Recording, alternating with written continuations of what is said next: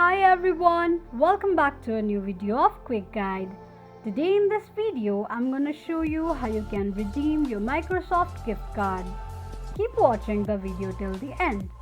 To redeem your Microsoft gift card, firstly open up your Google search.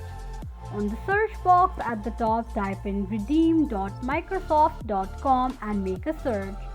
You'll end up in the redemption page of Microsoft account.